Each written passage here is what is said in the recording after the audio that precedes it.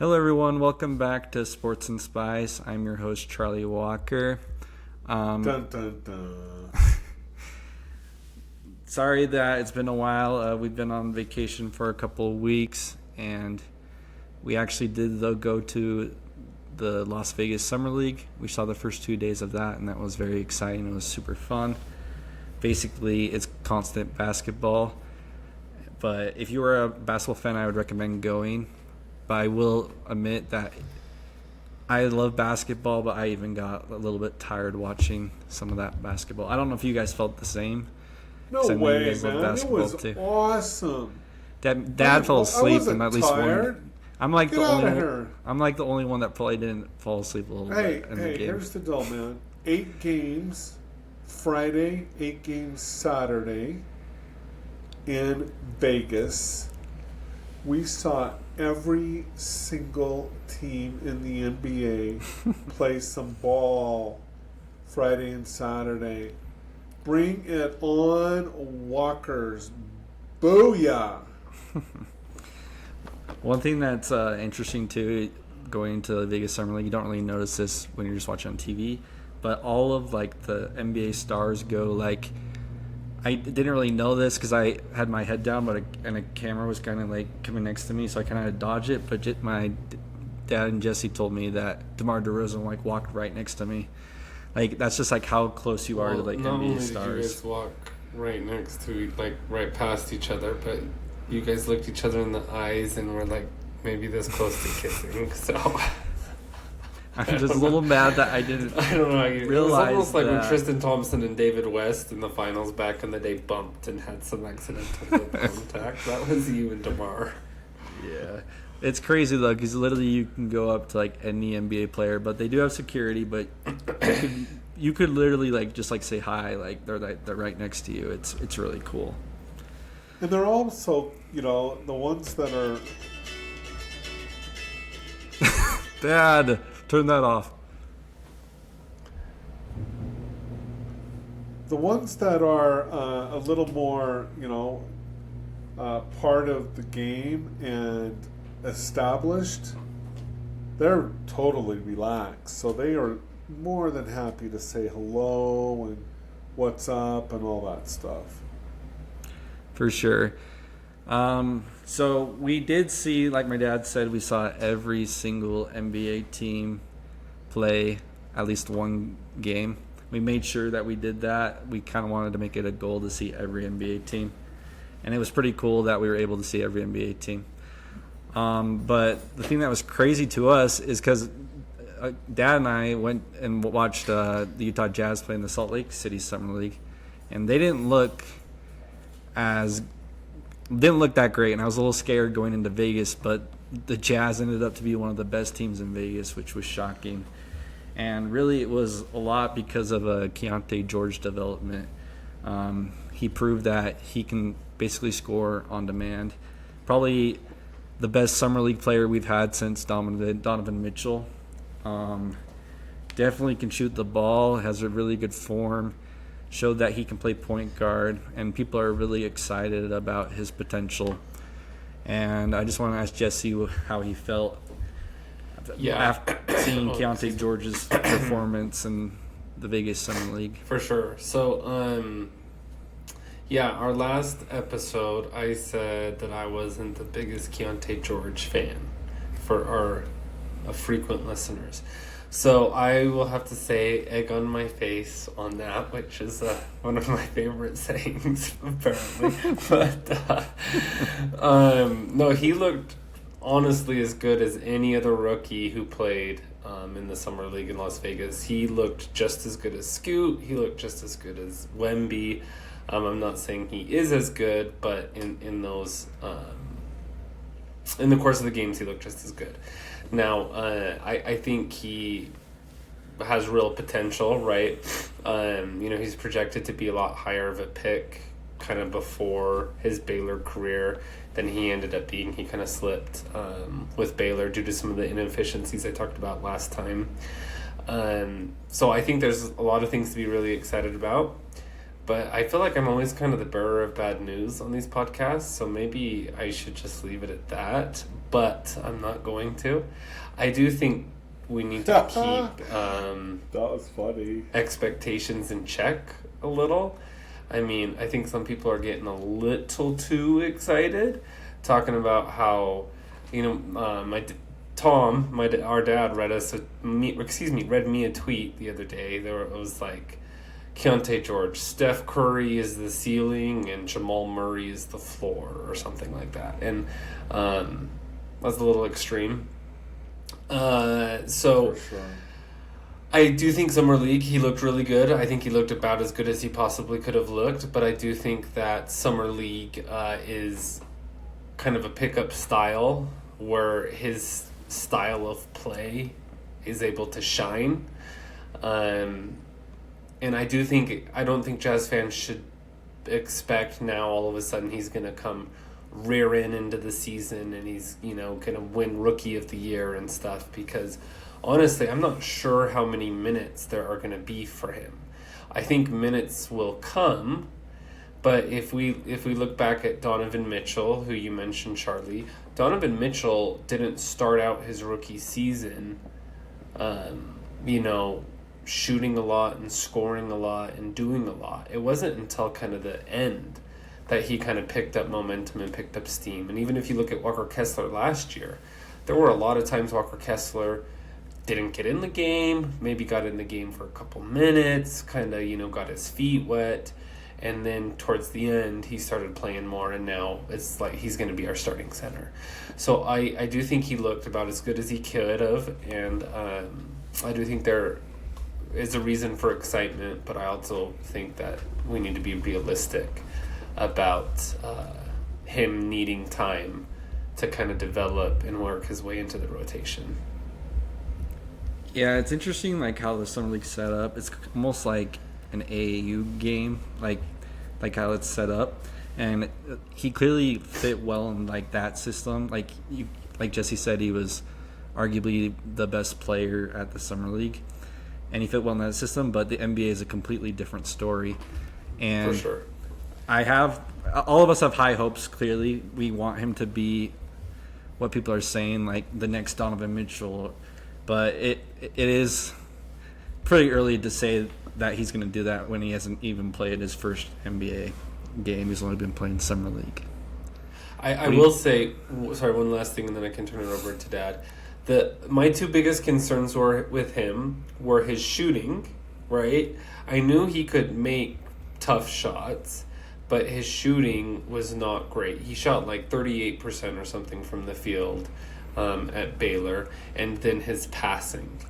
And I think from watching him play in Summer League, I think he can be a good shooter, and I think he can be a good passer.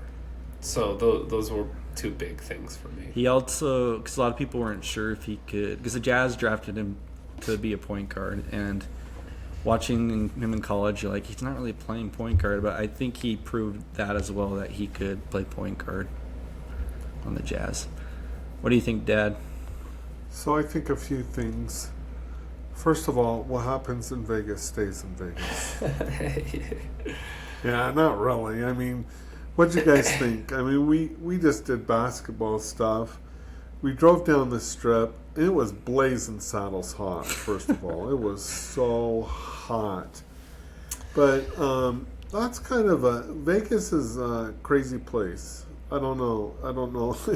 I don't think Vegas would be very sustainable for us three. Like, we would succumb to something in Vegas. Okay, I'm not well, saying. speak for I'm not yourself. saying, I don't know. I'm just saying, like, we might turn to dust because of the hotness. You better be or talking about like that. sports gambling. I Or, probably I don't would know. struggle. I'm just telling you, it's too much for me.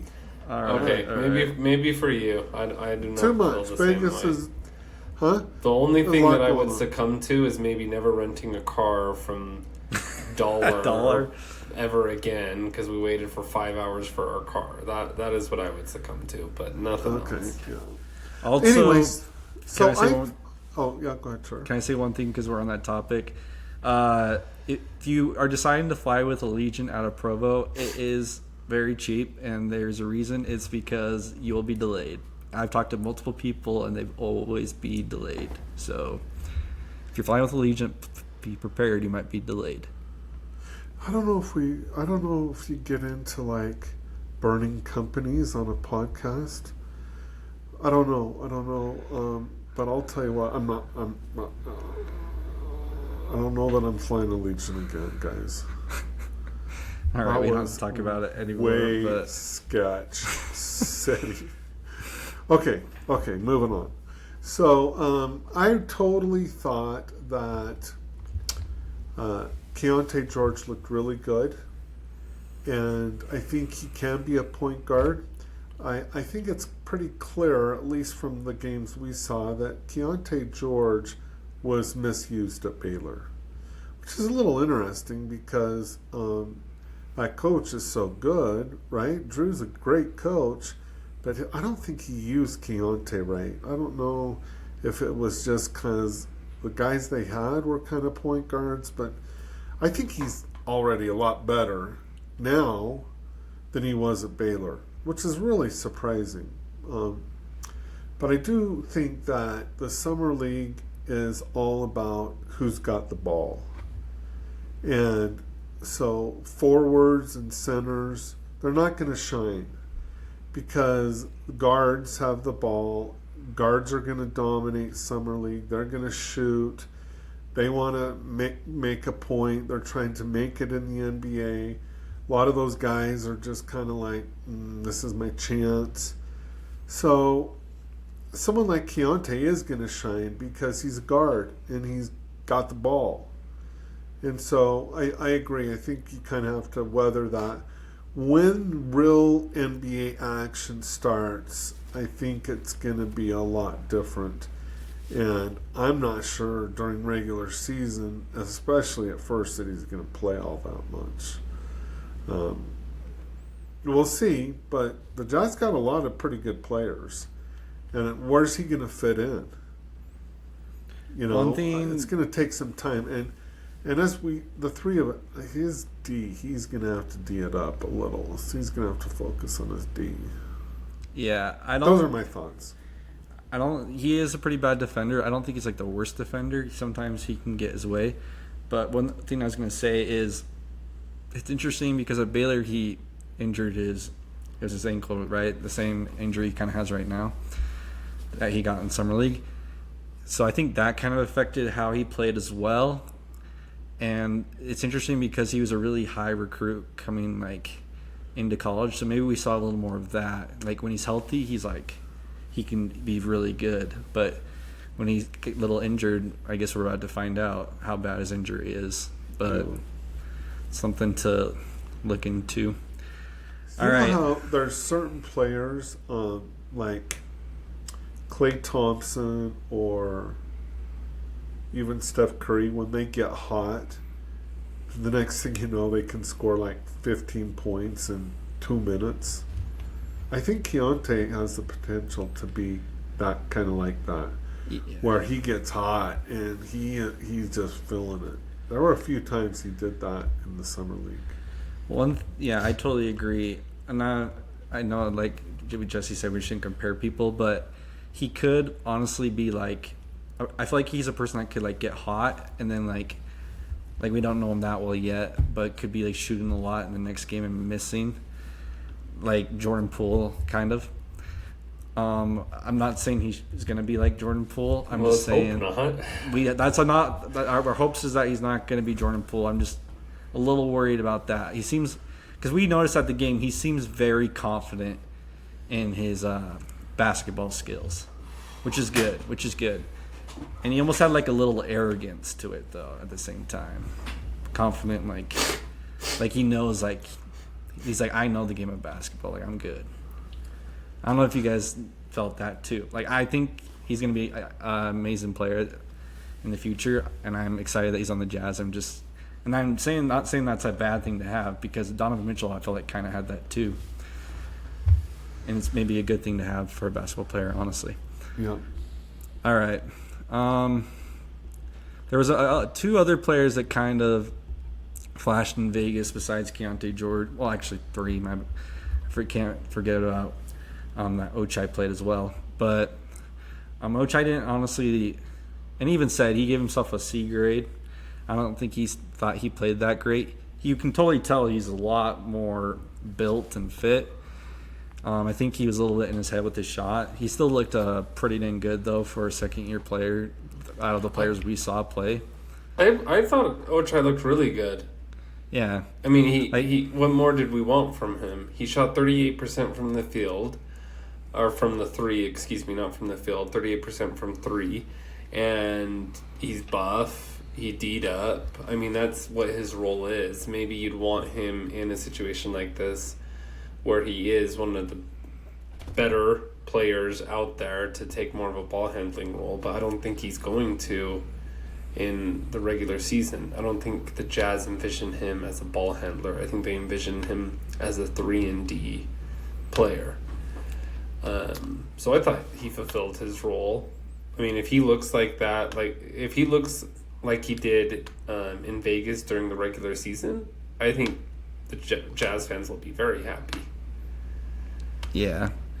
And it was. Can I say something about that too, Charlie? So I think in the summer league, whether the Jazz asked Ochai or he did it himself, he put a lot on himself in those summer league games.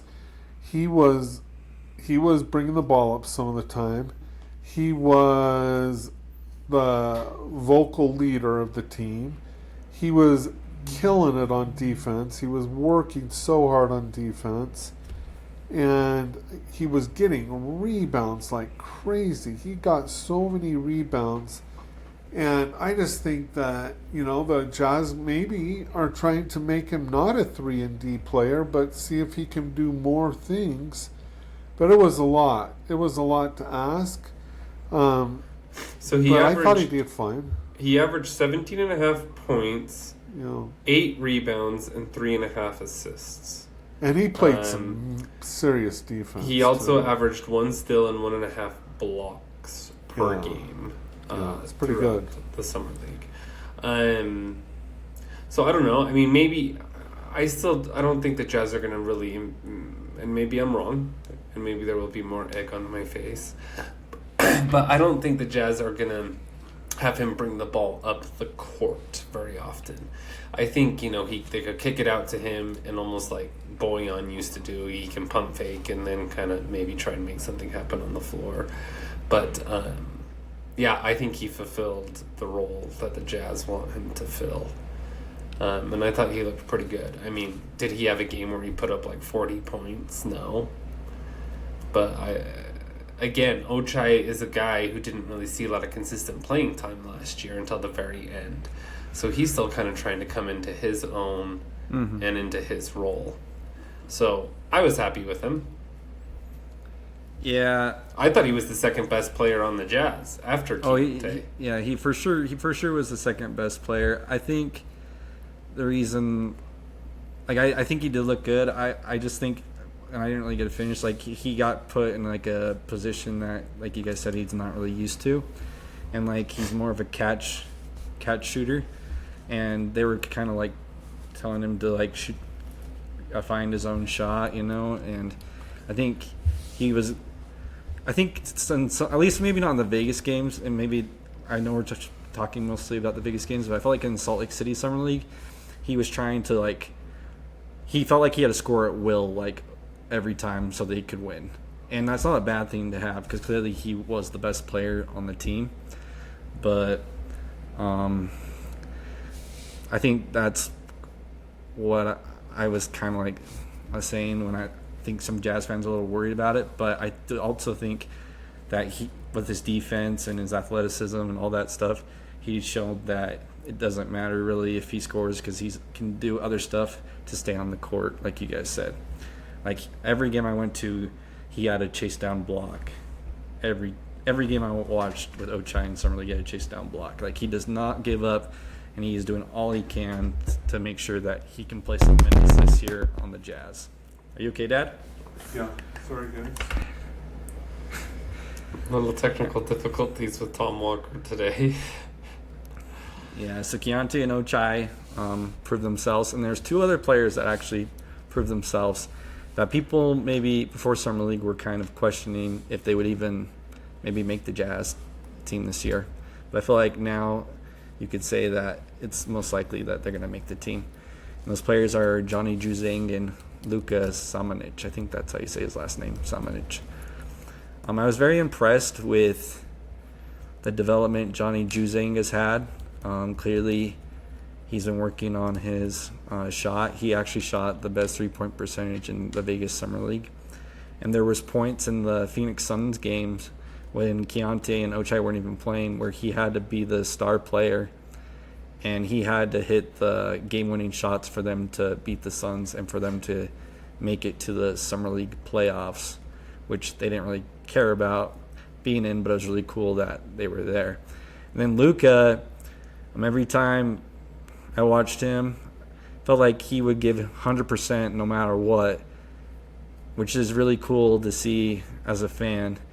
Like he was bodying up people that he shouldn't be bodying up, but he was just going 100% and they were not, and he was scoring. I think he proved that he could, at least the Jazz should keep him here in the future to see if he can develop more. That's what I'm trying to say.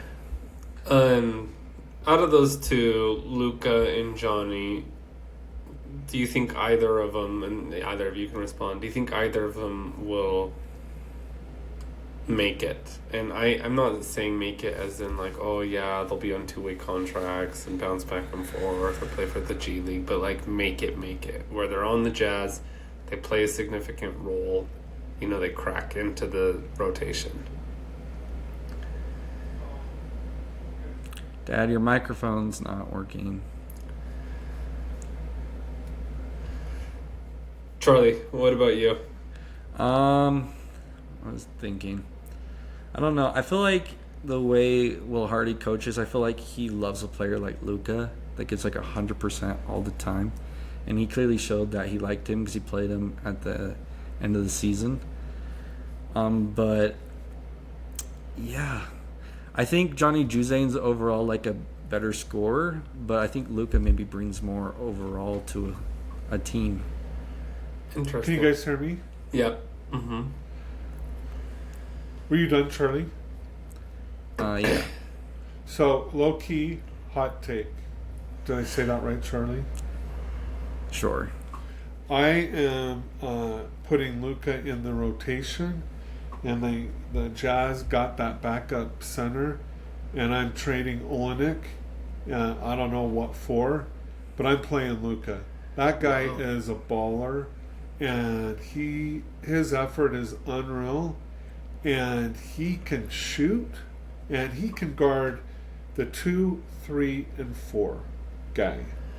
And I think I would play him. I would put him in the rotation. I'm not kidding.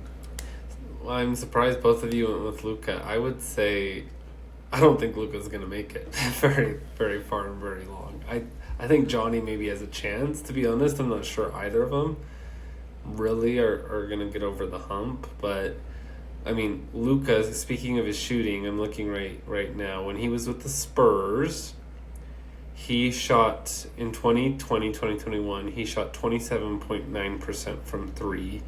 And then in over 33 games.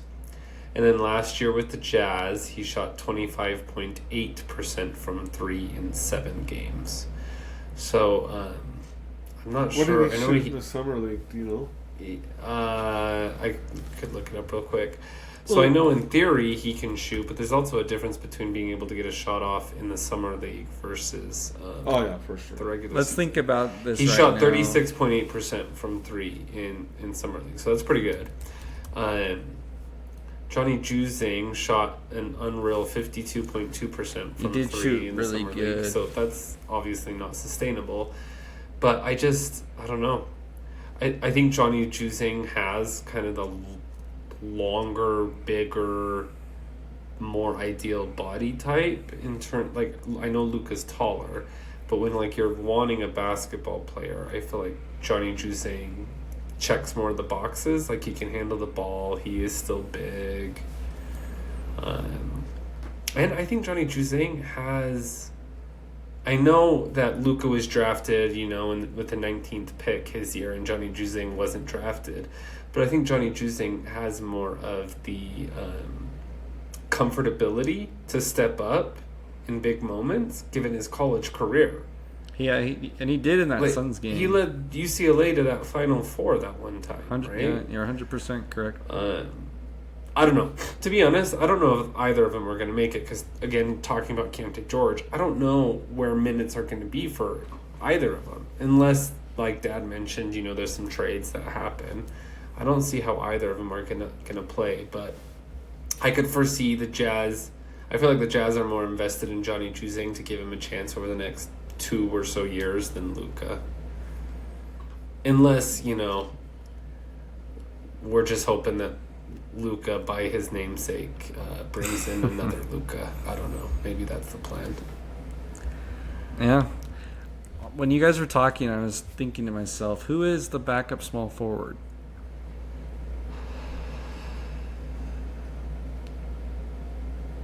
What do you mean?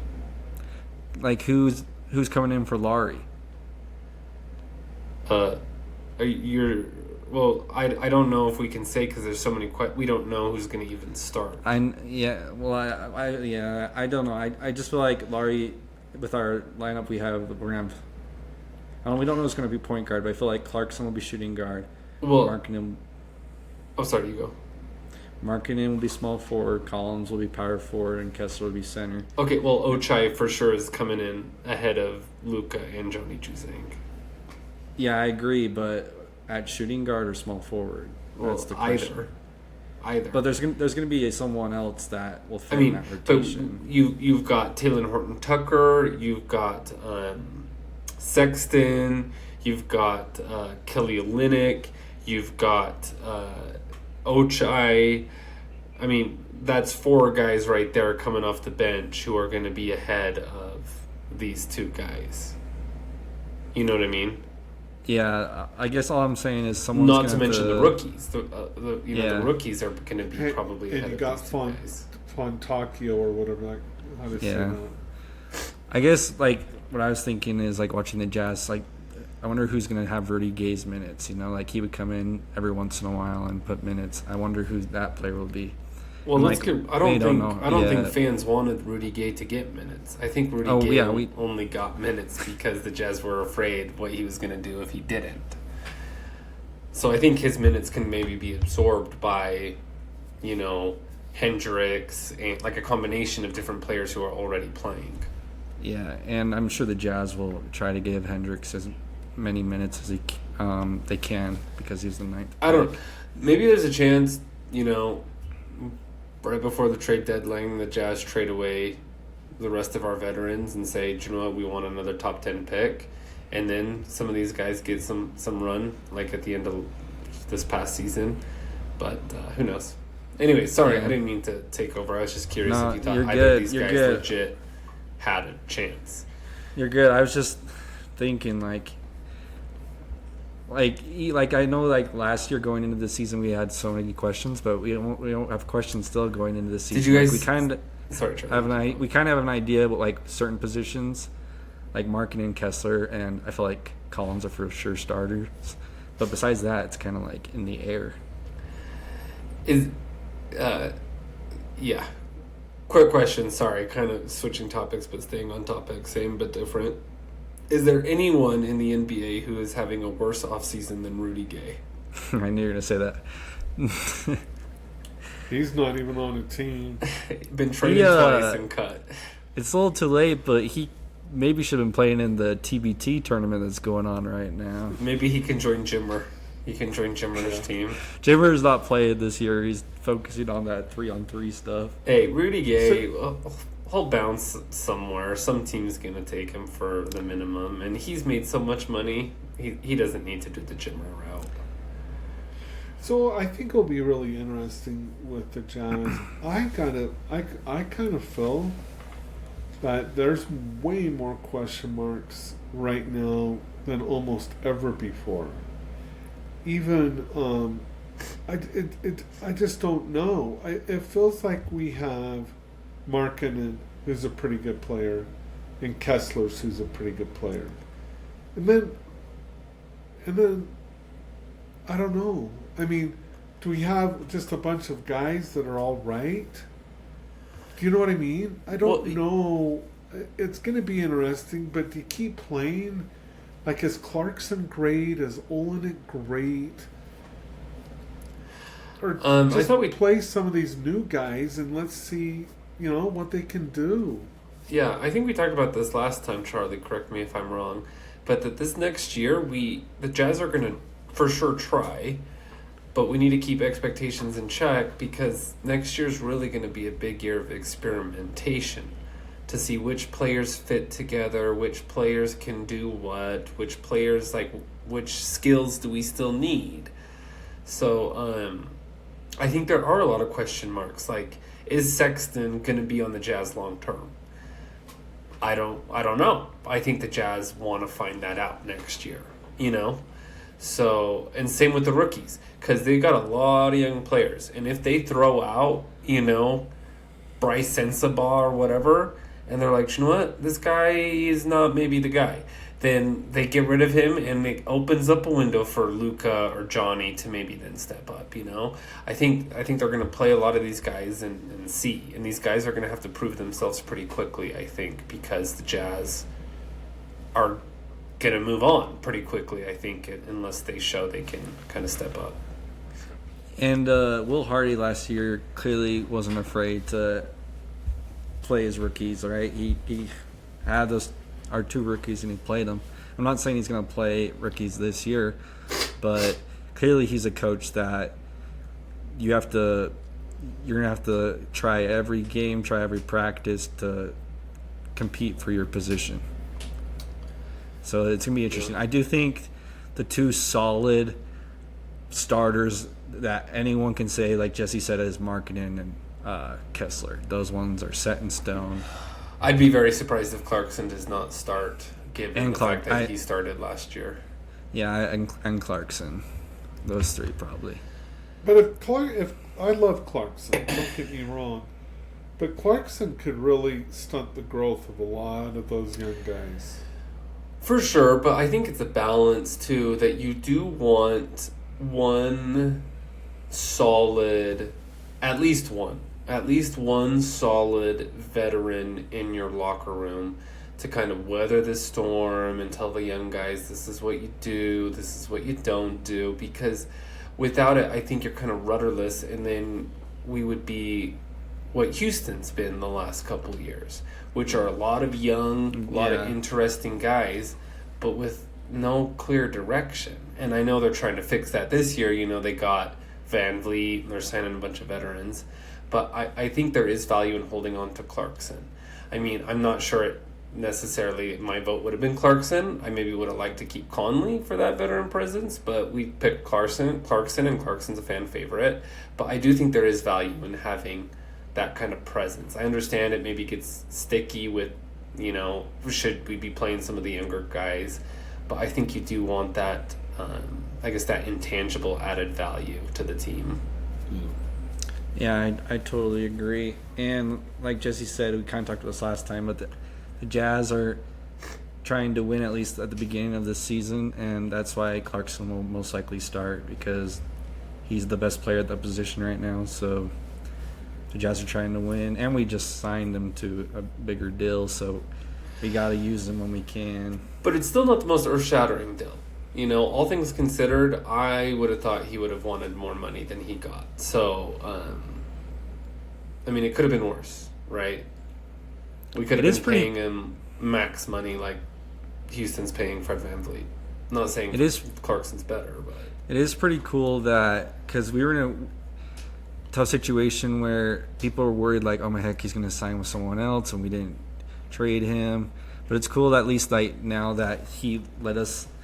it's not the Gordon Hayward situation, kind of he signed with us again. Clearly he likes being here, which is pretty cool. I like Clarkson. Clearly he likes being in Utah, and hopefully he can give us all he can in these years to come. But I think it's cool even if it doesn't work out.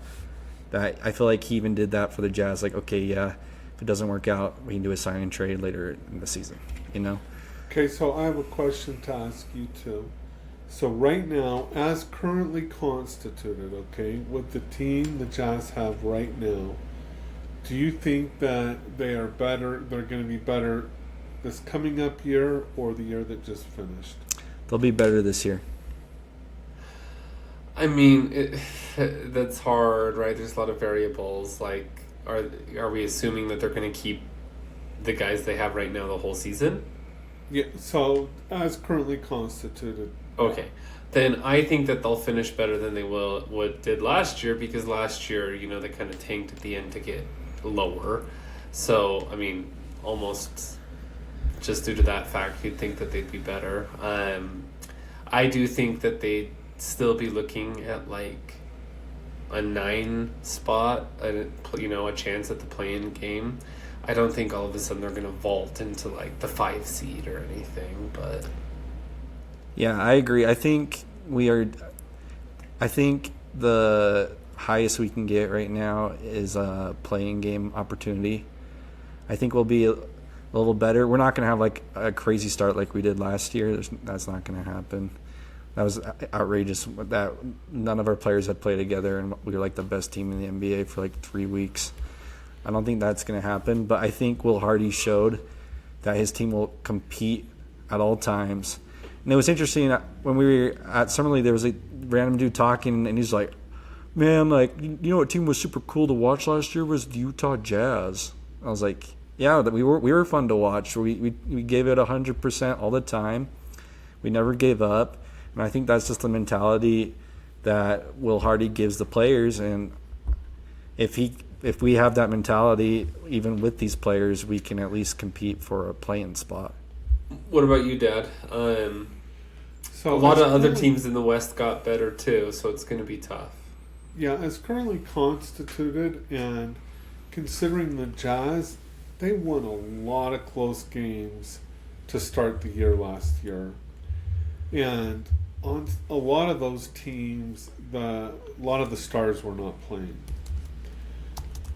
I got to be honest, I think it's going to be really hard to match last season's record with the team that's currently constituted.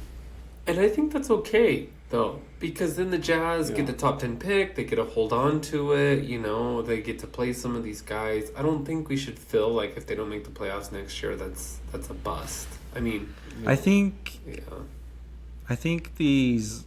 this year, last year, and probably next year is all about growth, right? We're trying to see what works. Right now, Lauri's our star. Maybe he won't be the star in the future for the Jazz, but I think it all right now is about growth. And yeah, we're going to still try to compete, which I love that we're doing that. I love, like Jesse said, that we're not Houston, right? We don't just play young players and be awful, right? It's fun to at least still compete, but you're still developing young talent, and that's the way I think it should be done. I think when teams get like these low picks and they're not that good and they play their young players, they're not really developing at all. And I think the way the Jazz are doing it, at least last year, it worked. So if it works this year, then next year will be even better. So especially quick, with all these picks we had, Keyonte George, Hendricks, and Sensabaugh. If those guys are able to prove themselves, then it'd be crazy. Real quick, I'm going to run through how the West standings finished last year. Okay, so starting with the 1 seed and going down. So you had Denver, Memphis, Sacramento, Phoenix, the Clippers, the Warriors, the Lakers, the Timberwolves, the Thunder, the Pelicans. So those were the 10 that were in the playoffs or the play-in game. I would say if all teams are healthy, all 10 of those teams are still going to be better than the Jazz. Who's below the Jazz? Yeah, so Dallas is ahead of the Jazz. They were the 11. Then it was the Jazz. Then it was Portland, Houston, San Antonio. So Houston's going to be a lot better this year. Houston's going to be a lot better, but I don't know if they're going to be better than the Jazz. That one will be close in my mind. I know they got Van Vliet and they got some other things, but that one doesn't scream to me like, oh yeah, Houston's going to the playoffs. It could. It could all work out, and it could be great. If they had ended up with Brook Lopez, I would have felt like, oh yeah, they can make some noise. But as constructed, I don't know. They're for sure better than the Jazz. I think the team the Jazz are going to be competing for that play-in spot's the Pelicans. And really, we'll just determine if Zion plays or not. So Dallas is going to be better than the Jazz. Well, Dallas will probably not be in the play-in, I feel like, next year. Well, I know, but then somebody's got to drop. So who you saying is dropping? So, I mean, maybe the Lakers, if LeBron and Davis get hurt. Maybe the Pelicans, if Zion never plays a game. The Clippers, Kawhi and Paul George is always a question mark. So there are things that maybe the Jazz can sneak in there. But assuming that all teams are 100% healthy next year, the Jazz probably are not making the play-in game. But again, I think that's okay as long as the Jazz players make strides. Like if Walker Kessler can continue to make strides, and then, some of these rookies look okay, or Ochai, steps up, I think that would still be a good season for the Jazz. I 100% agree. When you were talking about strides, one thing I just totally forgot about and just remembered is that a lot of our players are actually playing like that World Cup thing. So it'd be interesting to see even like how they do in that. Like Laurie, man, that dude changed after he played with Finland and came to Utah. Right. When did Oklahoma City trade Russell Westbrook and Paul George? Has that been... I don't know. I'd have to think it through. 4 or 5 years ago? Yeah. Russell Westbrook's on his 4th team, his 5th team since then. Yeah. Played with, And they made the play-in tournament last year. And everyone is talking about how excited they are for the Thunder and how they're going to be real good next year. So I don't think we need to expect the Jazz in year 2 of a rebuild to be like in the playoffs. I think it's okay if it takes longer. Yeah, I agree. As long as the fans are pretty loyal, I think they'll stay loyal. Stay loyal. We have definitely one of the most loyal fan bases in the NBA. I think the fans will stay loyal and the fans will watch because, like we've talked about, there is no doubt in my mind that the Jazz are going to try hard every single game they play in. Yeah. So even though they're not going to necessarily win a lot of games, I think the Jazz are going to be one of those teams that, can randomly win a game against the Denver Nuggets or against the Boston Celtics. But then they'll also lose occasionally to the Detroit Pistons. It's just how it's going to go. It's really cool, too, though, that we can say that as a Jazz fan, that we know that they're going to give 100%. And the years with Snyder, sometimes he did not. I'm not bashing Snyder. I'm just saying I feel like some of the players we had maybe. I don't know. I didn't feel like they were giving 100% all the time. I think that's hard, though. Again, you look at Snyder's early years, everybody was trying real hard.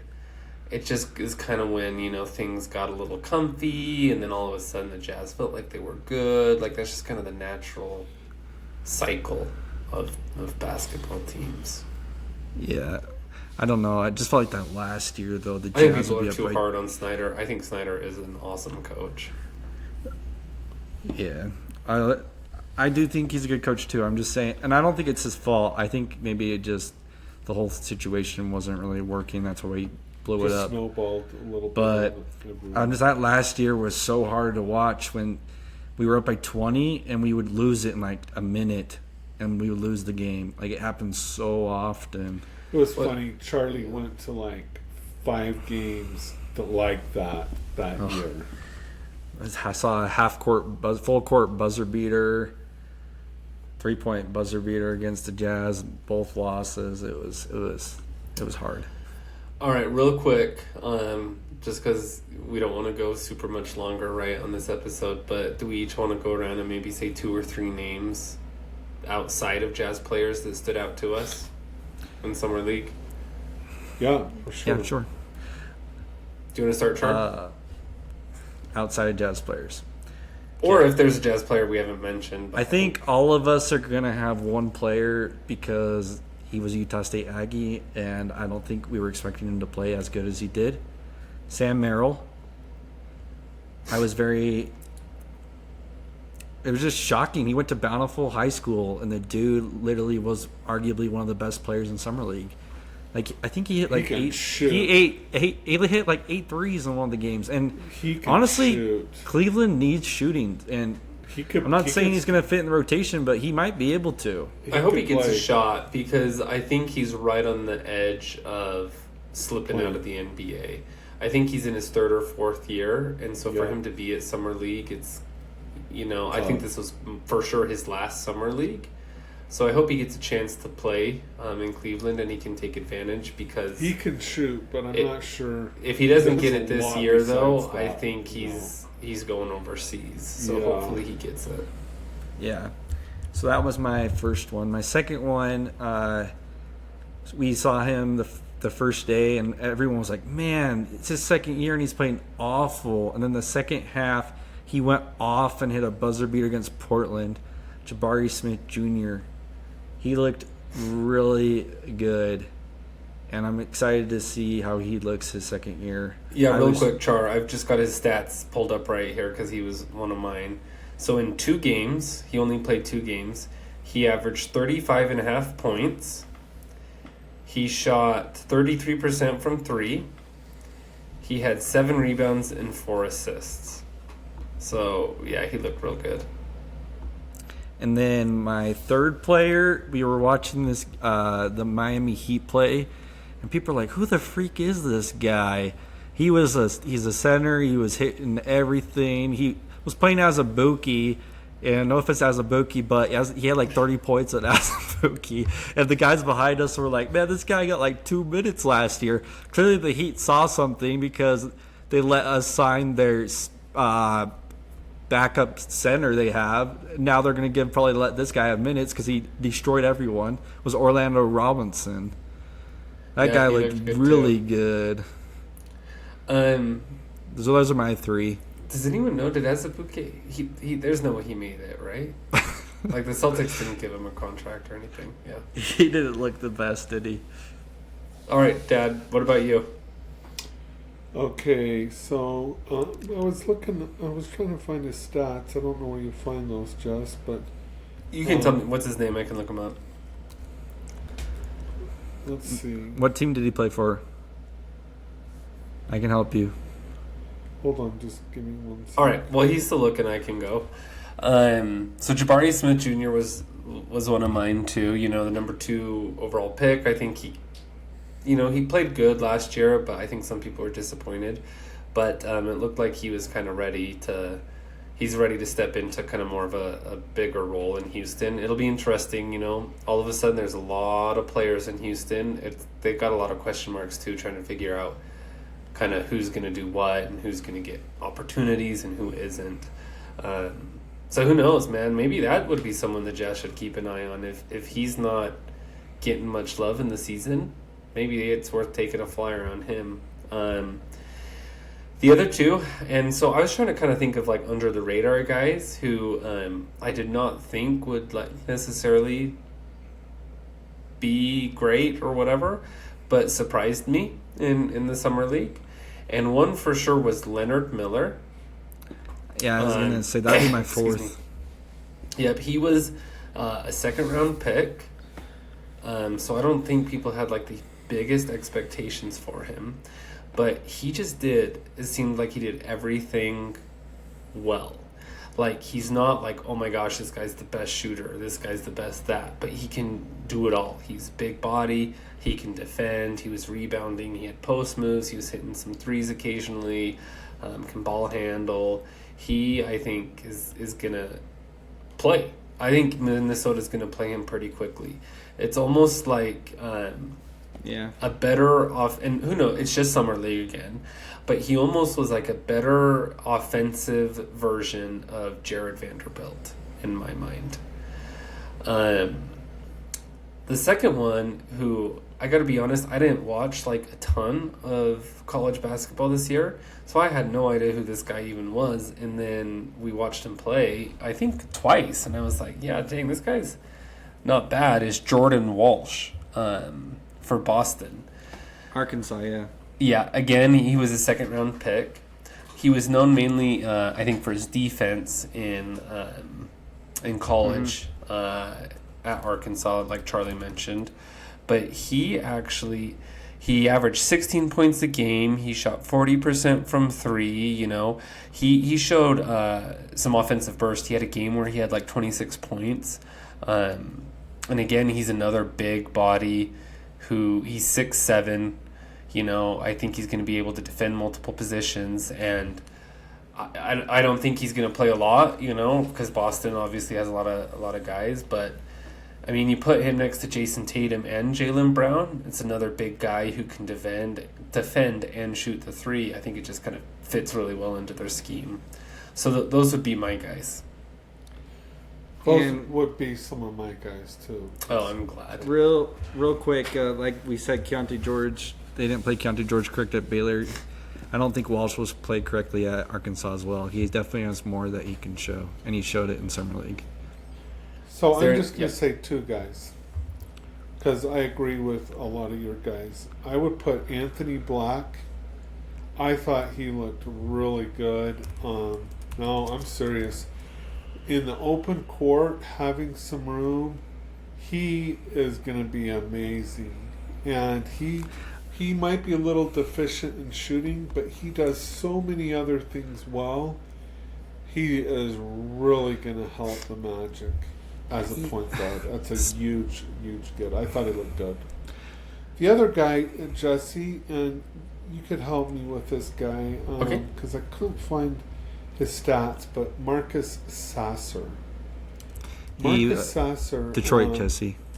Was with Detroit. Yep. And that guy was balling in summer league. Like, he's from Houston, and he was kind of a second fiddle to Gervais Walker. That guy was balling in summer league.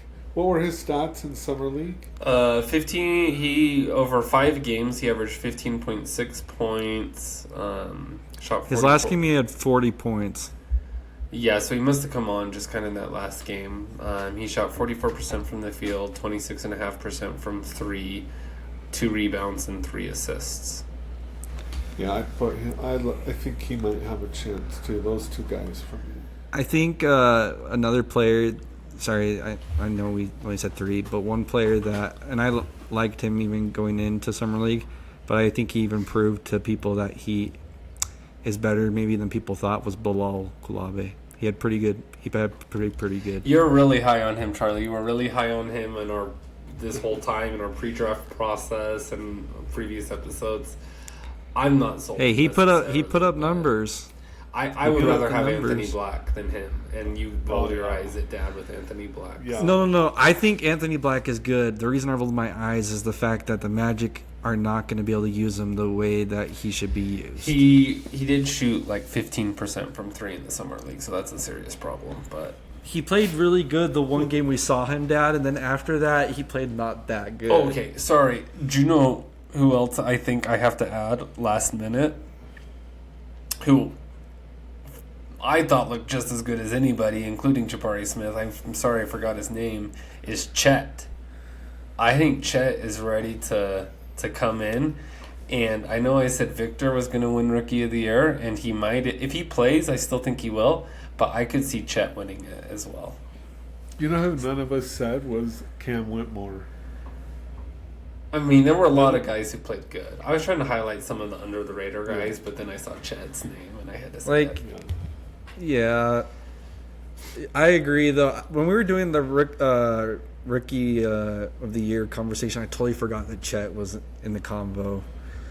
And it's going to be spicy between those two because they're very, very similar players. So I don't understand why Chet, you watch Chet and you go to games, people want to root against him.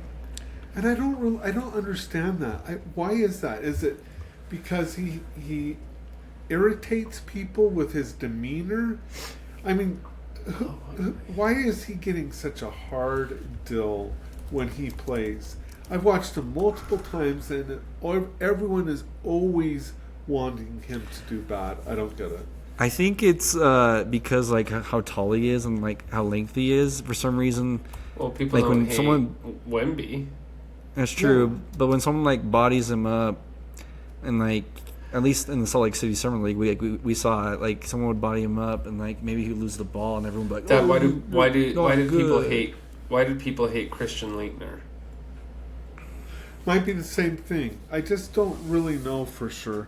I think they thought Christian Leitner was entitled a little bit, maybe kind of spoiled. But is Chet? I don't know. Way? I don't know if Well- I got that impression with Chet, but I know you have because you said it. I know that he at least has said like someone. He was like one of the players when like he got drafted. They're like, who's gonna be the best player in the NBA? He's like, I will be. Like I know, but that's they like all say that. I know, They but all say I'm just saying. If they I don't have say heard them that, then that. I don't. There's a problem if they don't say that. I Yeah. don't know. All right, we gotta go to Spice real quick, and I will say something that we all witnessed. It was insane, but we were sitting down watching a game, and we look over, and there's this girl In Vegas in the summer league. in Vegas in the stadium. What the Mack Center is that what Thomas it's and called? Mack, What's yep. Thomas Mack Center, which is like the main summer league stadium. Like that's where all the ESPN games basically are. Anyways, we were sitting down and we see this like family walk in and this girl, and little do we know that she has an animal with her, and it literally just pops out of like her whatever she's wearing, and it's a dog. She brought a full-on dog in the stadium, and we're watching the game for a while, and the dog's like goes down and like is walking around. The girl gives her has like a water thing for it to drink in, and then she picks up the dog and we see a wet spot, and I look at Jesse and I'm like, I think that dog just peed. The dog peed at the stadium. First of all, how did she even get a dog in? I did not even know it was possible. Like security allows that. Crazy. Yeah, that was pretty awkward. All right, Dad, what about you? What's your spice? You go ahead first, John. I know what Dad's is. Wait, no, I gotta hear it now. The anticipation's too great. I'm guessing it's the situation that happened to us at Chipotle, but I could be wrong. No.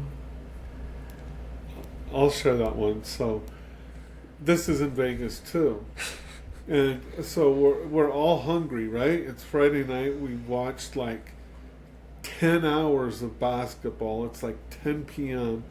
We're at Chipotle, and I'm just looking at the food, right? It's in front of me. I'm just looking at the food. There's a guy next to me, and at one point he turns around, and he's like, "Why are you so close to me?" I was like, "I'm sorry. I didn't even know really what he was talking about." He's like, "You're just being really close to me." And I was like, "Sorry." And so I just stepped back a step or two. Charlie's like, "Dad, what are you doing?" I'm like, "I have no idea what I was doing. I was just looking at the food." That was a little spicy. Okay, so for my spicy story, a shout out to listener Tucker Beener. Tucker Beener shared this story, and so it was so spicy. This sharing is spicy. it in my spicy version. Thank you, Tucker, for sharing with us. Maybe I shouldn't have said it was Tucker Beener. Oh well, It's too late. Too late. Sorry, Tucker. So Tucker and his wife listed a what was it even that they listed? It was a fridge, a mini A fridge, right? thank you. It was a mini fridge. A mini fridge that they listed, still in the wrapping, had never been used, and I can't remember what they listed for. We'll just say $100 in this example. They listed it for $100. Well, someone that they knew kind of, but not like super well, it was like, one of those people that you're friends with on social media, but it's like, are you really friends? Reached out to him and was like, hey, I saw that you listed this fridge, like we actually really need one, and times are tough, and yada yada yada, would you be willing to take less money for it. And so Tucker and his wife talked about it, and they were like, you know what? We'll let you borrow it. You can use it. You can borrow it when you're done with it. Reach back out to us, and maybe we'll take it back. So they agree to meet up and give the fridge or whatever. So they pull up in this like really nice new car, and they're like, oh, okay, whatever. They take the fridge. Well, a couple days later, the couple listed the fridge for the same amount that Tucker and his wife had it listed at, and sold it.